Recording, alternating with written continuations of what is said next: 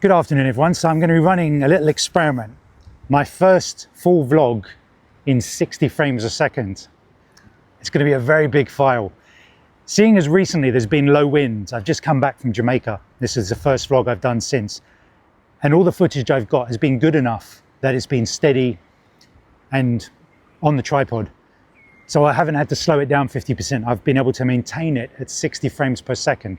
All I had to do was change my iPhone to 60 frames a second. And I want to see how that comes out on the PC. It might look overly smooth. They filmed The Hobbit in 60 frames a second and people complained it didn't look very natural. I just want to do it as an experiment because if something comes up and I want the highest quality possible, I know what I'm doing. I know the settings to use, how much memory it's going to use. So everything. I'm just going to start throwing stuff over. I'm going to have to deal with the planes, unfortunately. Let's just start you with, what should we start you with? There's been some stone chats at Crossness. Look at this.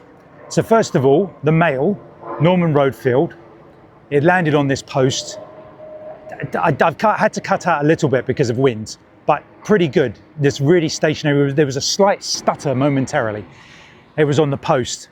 And I tried to get on a chiff-chaff that landed behind it, but it was over with. And then the female was in this bush. I think I got about 10 seconds of footage. I've just been looking at it over and over. It's so sharp to look at. It's lovely. And then I got her twice, two different positions with the new building going up across Nest behind her. So I got two lots of color. I could have had her with the sky behind, but I moved position because my wife said to me, "Oh, what's the color? It's really nice." I said, "Yeah, I purposely did that." So it had a nice background. So I've got her for like probably a couple of minutes worth of footage. It's fantastic. Nice and sharp. I think with a little bit of heat haze, blurry there, a little bit, tiny bit. And then in the middle of the field, this is all 4K crop, by the way, the maximum I could go. So it shows you how good the 4K crop is. This buzzard, one of the resident buzzards, was off in the distance and there was no wind. I got the camera on it. You can see some heat hazy, blurry, very, very subtle, but it's still sharp. And it just shows you this wonderful, majestic creature looking around, watching its environment, not flying off because I am miles away. They can see you for some distance. I've tried to creep up in the past. You can't get anywhere near them.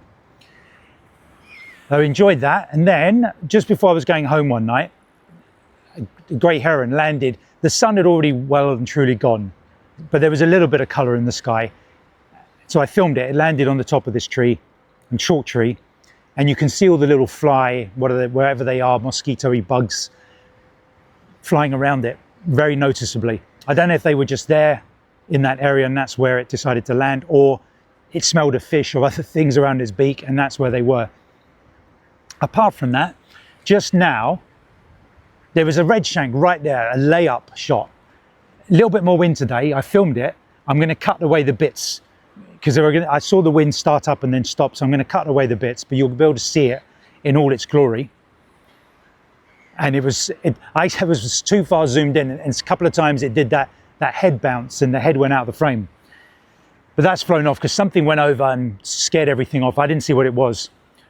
It was unfortunate because when I came in, I've never seen this before. I spooked a bird. It went up. I thought it was a small bird, but I saw it.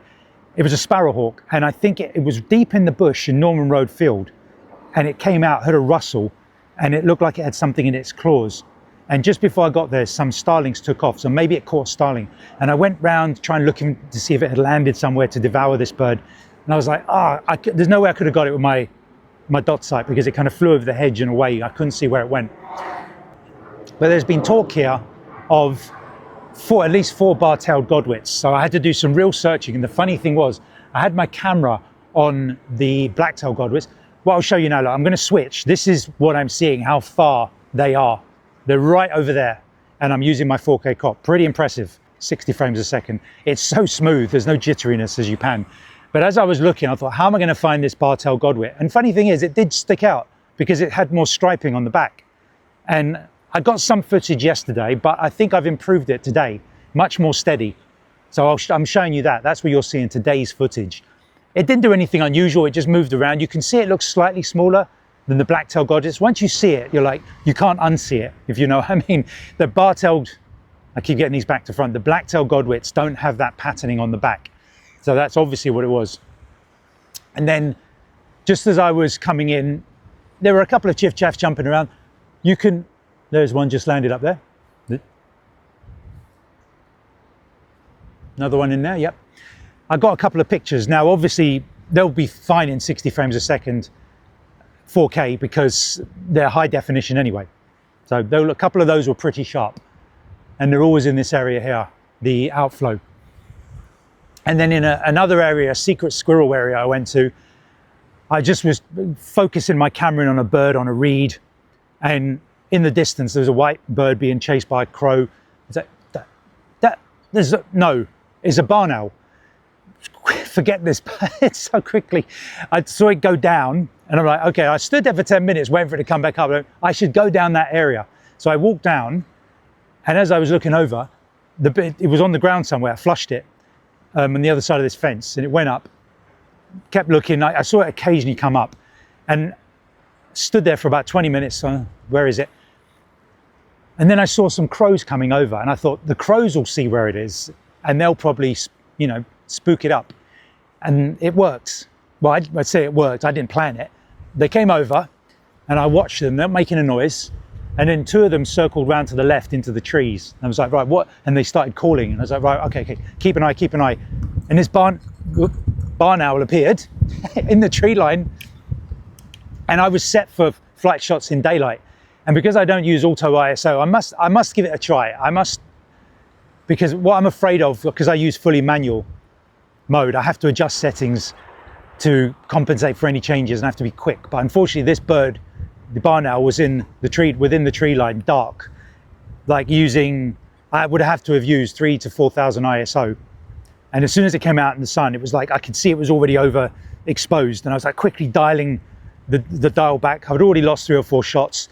And then by the time it sort of backwards to me, I got it the right exposure, but it was too late. I was kind of missing the shots of the eyes. But those will come up in high def. So this, even if it's a short vlog, if I don't get anything else in 60 frames a second, I'll try and squeeze as much 60 frames a second in as I can. I've actually got quite a few bits to put on that I think I haven't included in other vlogs, so I'll bulk it out that way. And I'm dying to see this on a 4K screen. All right, anything else, I'll just plonk it onto the end, and you can watch it in all its glory. But try and watch it on a 4K screen. I'm really excited about this. But like I said, I'm going to keep it for big projects, something like Crossness. It's going to take up masses of memory. Anyway, I'll stop waffling. Enjoy it.